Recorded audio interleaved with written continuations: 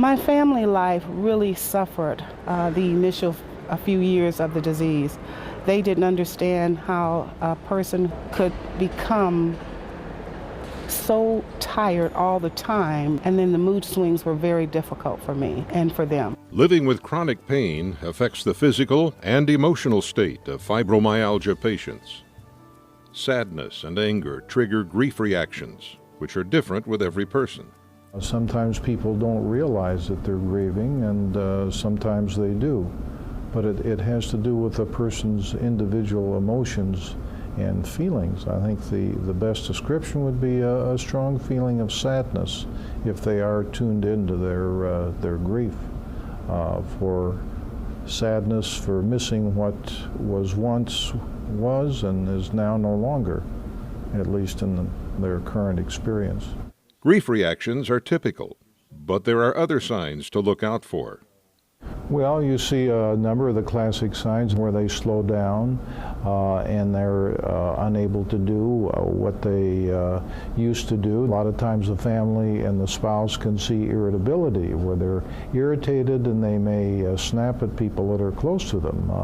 Somewhat of a personality change, and people will say, he's not the person or she's not the person that they used to be.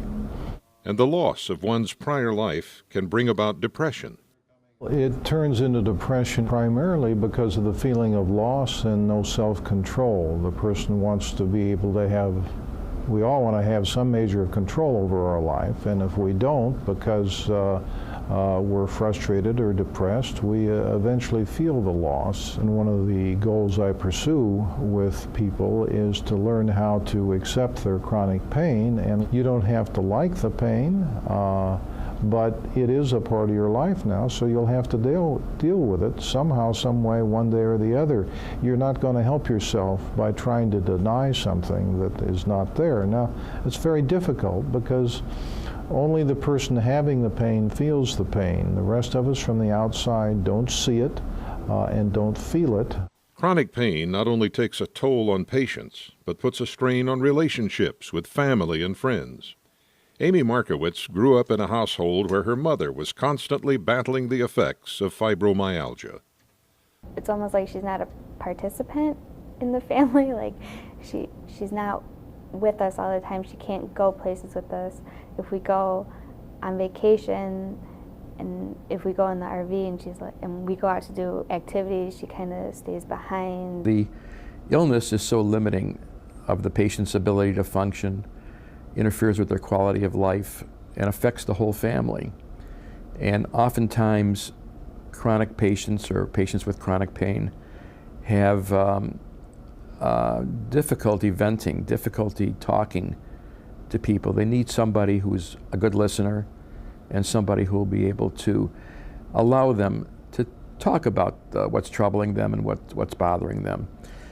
A lot of difficulty in communication in marriages and with spouses or friends are that when a patient with chronic pain complains about their life or their difficulties, the listener feels like they need to do something, like they have to fix it or somehow make it better.